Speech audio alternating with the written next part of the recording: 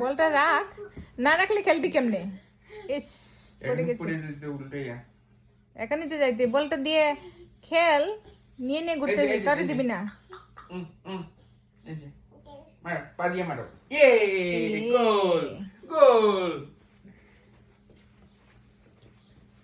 গোল। আস্তে রে, আস্তে আস্তে, দৌড় মারো এখনই। ভালো করে হাঁটাই শিখে দৌড়তে দেয়।